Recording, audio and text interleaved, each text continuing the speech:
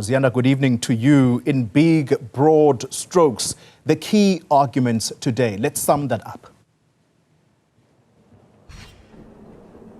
Key arguments today, Xoli. Why did it take the EFF so long to bring this case when this matter was resolved on the 13th of December 2022, when Parliament decided that it would not go ahead with an impeachment inquiry against President Cyril Ramaphosa? The next point was also about whether or not there's evidence that can be brought by the EFF to prove their arguments that there may have been political influence or intimidation on the part of the ANC caucus, which was the majority at the time, to vote in a particular way so that that inquiry does not continue. Another key point which we saw towards the end of proceedings, which was a long and heated debate at some point between Justice Owen Rogers and Thembeka Ngcukaitobi, who is representing the ANC, is if at all there's a difference between substantive evidence and prima facie evidence. And this also then segued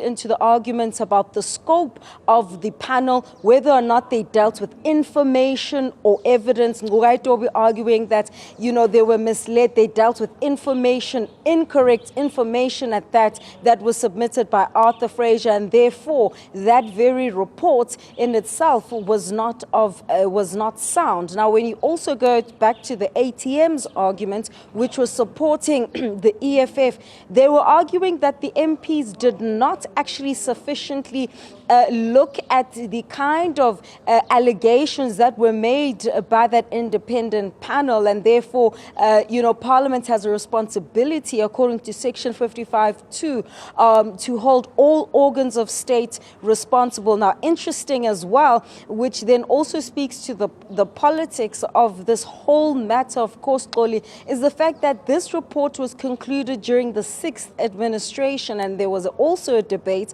about whether or not, now that there's a 7th administration, the 6th administration dissolved, there were elections, so there are new MPs, there's now a government of national unity, whether that report is still valid. So that's where you would have heard Justice Theron asking about what is the status of the report and what is its value. So the judgment has been reserved, Ziyanda. Do we know when the court is likely to release its verdict?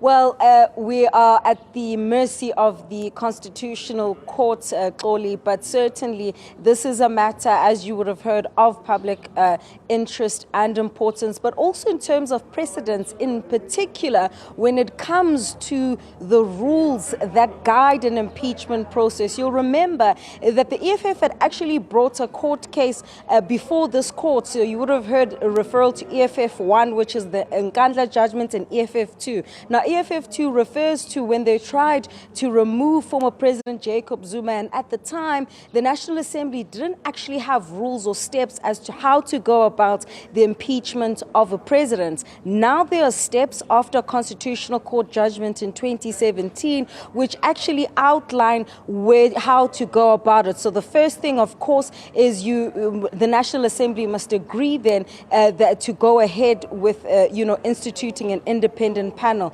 Second step then, of course, is instituting, linked to the first step, I should say, is instituting that independent panel. The second then would be if you do agree with the, findings of the independent panel's report after a vote, then it's referred to an impeachment committee that's made up of National Assembly members, and thereafter there is a vote then on the findings of the impeachment committee. Now, the EFF has argued that it should just be a box-ticking exercise and not necessarily a vote. So you go through the independent panel's, inquiry, and you see whether or not you don't even go through the merits of it, and you go immediately to an impeachment committee. And this is also something that will be very crucial in terms of how then this administration and going forward then possible impeachment processes against a sitting head of state are dealt with.